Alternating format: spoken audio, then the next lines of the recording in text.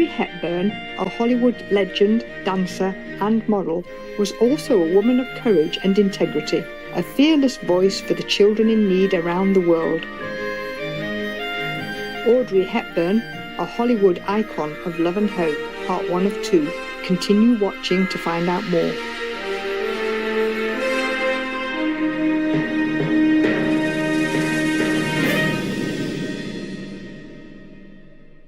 Greetings, heartwarming viewers. I am David from colourful City London.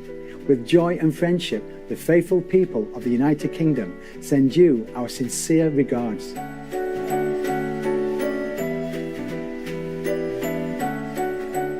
Welcome to part 1 of a 2-part series entitled Audrey Hepburn, a Hollywood icon of love and hope.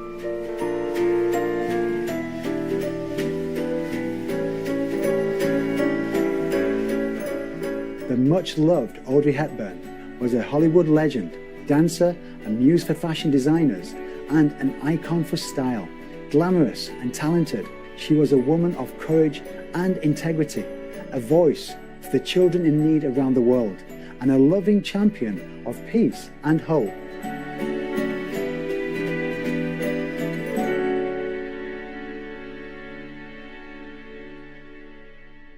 Our story begins in Brussels, Belgium.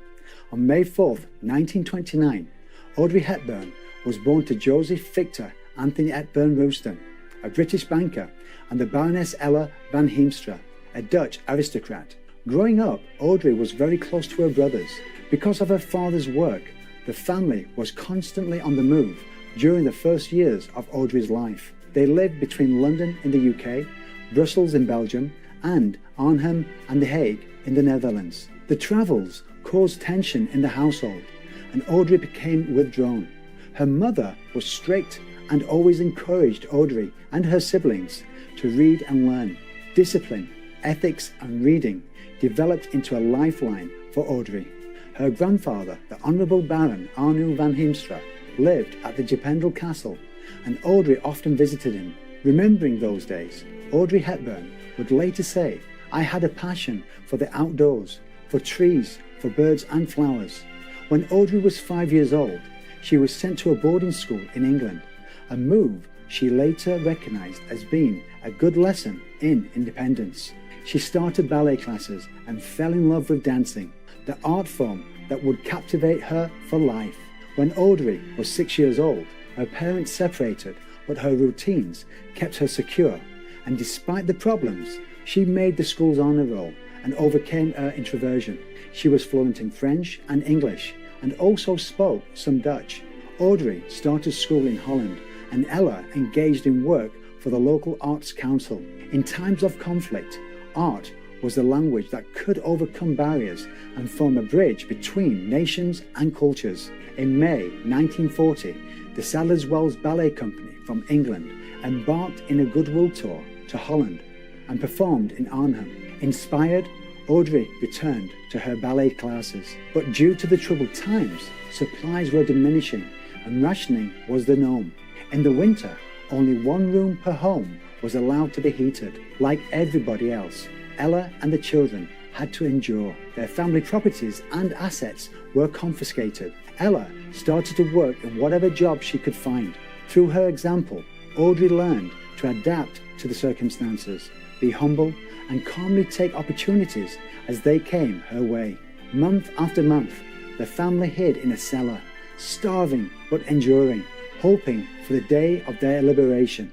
When it arrived, Audrey's family and millions of civilians in Europe received food and other supplies from the United Nations Relief and Rehabilitation Administration, a forerunner of UNICEF, the United Nations International Children's Emergency Fund. Audrey Hepburn's commitment to that organisation began from that moment on. Audrey was 16 years old, 5 feet 6 inches or 168 centimetres tall, and weighed a mere 90 pounds or 41 kilograms.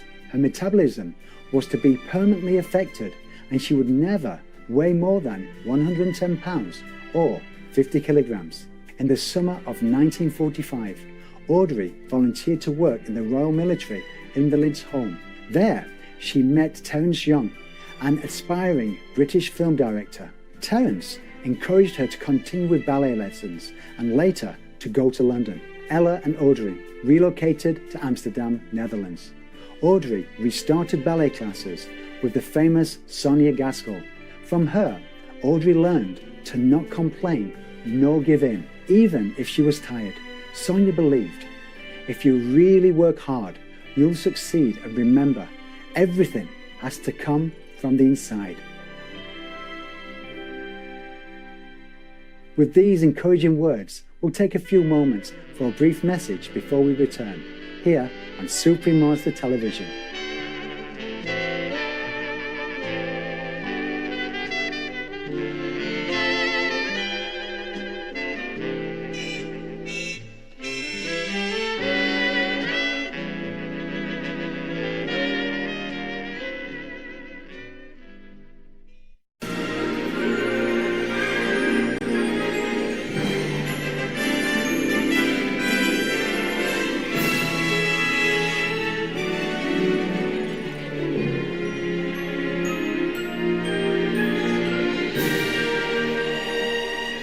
Welcome back to Audrey Hepburn, a Hollywood icon of love and hope, part 1 of 2.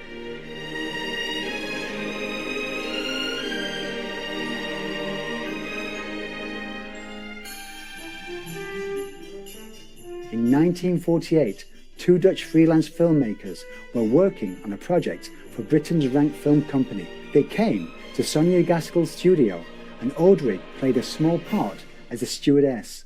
The film they were making, Dutch in 7 Lessons, came to be the modest beginning of her great screen career. Audrey and Ella moved to London at the end of that year. Audrey started ballet lessons with the well-known Dame Marie Rambert, who gave Audrey a scholarship and took her and her mother into her home. While working on her ballet technique, Audrey also did some modelling and realised that, at just 20 years old, she was becoming what was considered too old for ballet. She then moved into musical theatre, starting with a 1947 production, High Button Shoes. Focusing on her acting skills, Audrey took elocution lessons with Sir Felix Almer, who had helped accomplish actresses and actors like the Oscar winners Vivian Leigh and Charles Laughton. He introduced Audrey to techniques like responsive stillness, enabling her to lure an audience into watching her, even when she was doing nothing in a scene. Through musical theatre, Audrey received a lot of positive exposure. Film and cast directors became interested in the beautiful and talented girl. Audrey met the Italian director Mario Zampi, who was preparing the movie Laughter in Paradise. Her brief appearance in this film helped launch her career. Audrey's first major supporting role came from director Thurl Dickinson in the movie Secret People, where she played a young ballet student. The movie was a success for Audrey, who was now to appear as Gigi, the famous character from Colette's novel in New York. Her performance received many positive reviews. Most agreed that while Audrey Hepburn was an inexperienced actress, she was nevertheless irresistible. Her biographer, Barry Paris, wrote, "Something was happening on a grander scale, and the look of that girl was making it happen. It had to do with the changing standards of beauty and with film and fashion overall, but perhaps most with the era itself." Audrey recalled, "I remember the 50s as a time of renewal and of regained security. There was a rebirth of opportunity, vitality and enthusiasm, a return to laughter and gaiety. The world was functioning again. Above all, there was a wonderful quality of hope, born from relief and gratitude for those greatest of all luxuries, freedom and peace." Audrey Hepburn was then brought onto a film production by Oscar-winning director William Wyler. William Wyler was preparing Roman Holiday, a story about a princess. Finally, Audrey would play a leading role in a movie, and her co-star was none other than the much-celebrated Gregory Peck.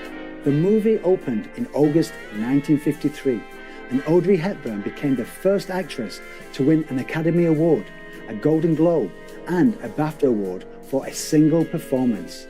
Audrey Hepburn now welcomes you to Rome as the captive princess who goes out on the town to have some fun. with Greg as the bewildered bachelor who winds up with a royal blush. Tell you what, why don't we do all those things together? But don't you have to work? Work? Now, today's going to be a holiday. And what a holiday! A Roman holiday, when all the things happen you'd always hoped for on the happiest day of your life.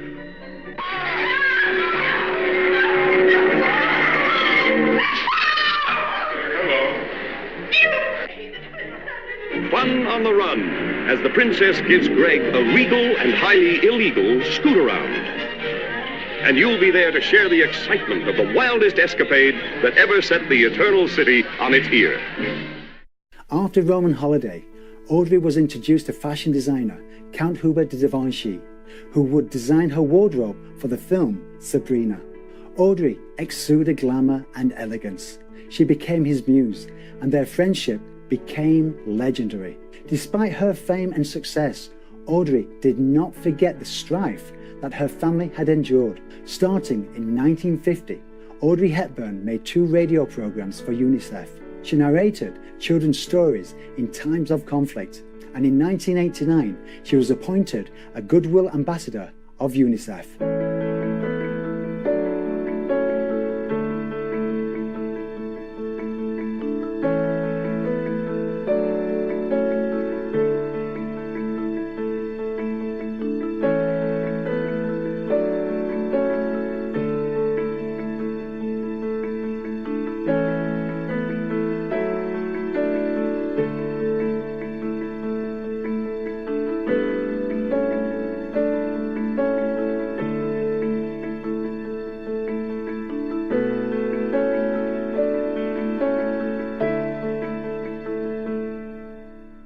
For more information on Audrey Hepburn, please visit unicef.pub30.convio.net.